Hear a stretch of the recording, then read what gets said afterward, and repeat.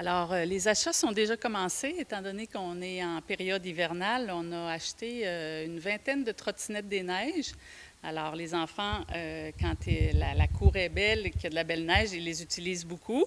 Puis, avec l'argent qui reste, il reste un gros montant, évidemment. Là, on a des plus gros projets. D'ici le printemps, on a fait les démarches pour avoir plus de balançoires, parce qu'en ce moment, on a 6 balançoires pour 390 élèves, donc c'est insuffisant, parce que ce n'est pas tous les élèves qui aiment jouer en équipe ou avec d'autres. Souvent, les élèves qui se ramassent un peu plus seuls à récréation, ils aiment ça aller se balancer tout seuls. Alors, ça, c'est quand même un bon montant. Et on veut aussi faire 2 terrains pour faire des parties de basketball. En ce moment, on a juste des filets sur le côté, mais on veut vraiment faire 2 terrains pour les plus vieux, ainsi qu'on voulait rajouter aussi un module araignée, alors pour que les enfants grimpent, donc en corde. Alors, on va ajouter aussi ce module-là pour la motricité. Et Mme Suzanne, de ce côté-là, quand est venu le temps de déterminer qu'est-ce qui allait se faire, est-ce que ça s'était fait en comité? Est-ce que les jeunes ont été aussi consultés pour savoir qu'est-ce que vous aviez en tête? Oui, on a parlé en équipe école et en effet, on a demandé aux professeurs de questionner les élèves qu'est-ce qu'ils aimeraient avoir, des projets réalistes, bien entendu, parce qu'il y aurait eu des bonnes idées aussi à plus de coûts.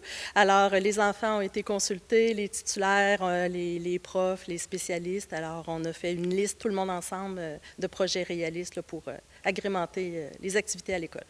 Et Martha, les jeunes sont contents? Entre autres, vous parliez des trottinettes, du matériel déjà acquis? Oui, ils sont très contents, puis c'est ça, ça en prend beaucoup. Une trottinette des neiges comme ça, comme ils utilisent en ce moment, c'est 25 $. Alors, c'est sûr que si j'en achète juste 3, ça va faire de la chicane. Donc, plus qu'on en a, ainsi que les pelles aussi, pour la neige, on a des tapis à neige. J'ai même acheté des tripes comme à Valcartier, là. Donc, j'en ai quelques-unes aussi qu'on va sortir bientôt.